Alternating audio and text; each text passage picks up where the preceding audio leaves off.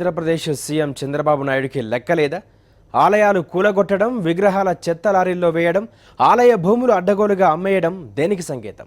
ఇప్పుడు దుర్గాగుడి భూములపై ఏలిన వారి కన్ను పడిందా? సీఎం చంద్రబాబు అహంకార పూరిత వైఖరి. దేవుళ్ల ఆస్తులను టార్గెట్ చేసిన చంద్రబాబు ఇష్టానుసారంగా అనుయాయులకు అమ్మకం. దుర్గగుడి సంతర్పణకు రంగం సిద్ధం. సిద్ధార్థ గ్రూపుకు కట్టబెట్టే ఆలోచన. గతంలో సదావర్తి భూముల్ని కైంకర్యం చేసిన బాబు సర్కారు. కాపు కార్పొరేషన్ చైర్మన్కు కారు చౌకగా విక్రయాలు. తరతరాలుగా తెలుగు ప్రజలు కాపాడుకుంటూ వస్తున్న దేవాలయాలను ఏ క్షణాన ప్రభుత్వం కూల్చేస్తుందో తెలియని పరిస్థితి ఆంధ్రప్రదేశ్లో నెలకొంది.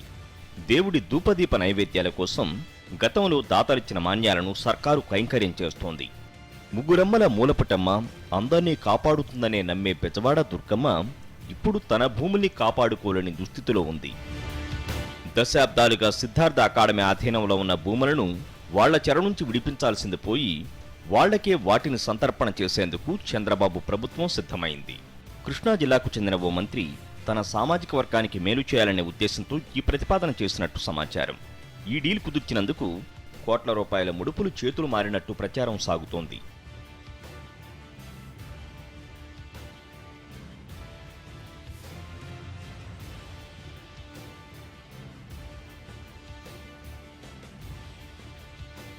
దుర్గగుడి భూములను కైంకర్యం చేయడానికి ముందు అమరావతి అమరలింగేశ్వరుడికి చెందిన సదావర్తి భూములను టీడీపీ నాయకులు వాళ్ల బినామీలు చేజిక్కించుకున్నారు. చెన్నై సమీపంలో ఉన్న సదావర్తి సత్రం భూముల్ని కాపు కార్పొరేషన్ చైర్మన్ రామానుజయ్య, ఆయన కుటుంబ సభ్యులు, మరికొంతమంది టీడీపీ అగ్రనేతలకు చంద్రబాబు సర్కారు సంతర్పణం చేసింది.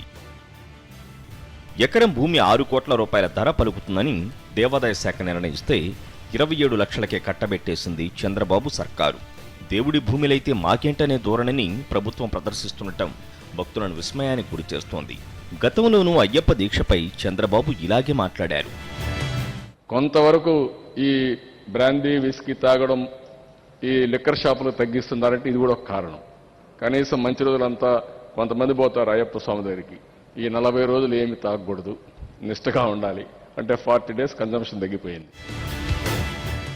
భూముల వ్యవహారం ఇలా ఉంటే విజయవాడ దుర్గమ్మ పాదాల చెంత ఉన్న అనేక ఆలయాలను ఈ మధ్యకాలంలో ప్రభుత్వం నేలమట్టం చేసింది. 100 ఏళ్లుగా పూజలందుకుంటున్న అభయాంజనేయ స్వామి, కృష్ణాలయాలు, గోశాలతో పాటు 20 చిన్న దేవాలయాలను రాత్రికి రాత్రే కూల్చేశారు. అంతేకాదు, దేవుడి విగ్రహాలను చెత్త తరలించే వాహనాల్లో పడేసి భక్తుల మనోభావాలను దారుణంగా దెబ్బతీసింది చంద్రబాబు ప్రభుత్వం. టూరిజం కోసం బార్లు, రెస్టారెంట్లు, పార్కులు కట్టేందుకు పుష్కరాల పేరు చెప్పి ప్రభుత్వం ఆలయాలను టార్గెట్ చేస్తుంది. విజయవాడ జనం తిరగబడటంతో కూల్చిన వాటిని తిరిగి నిర్మిస్తామని ప్రభుత్వం హామీ ఇచ్చింది.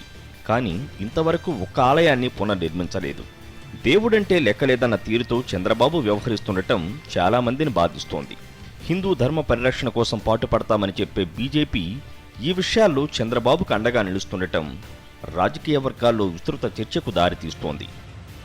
ఎన్ సతీష్, ప్రిన్సిపల్ కరెస్పాండెంట్, విజయవాడ.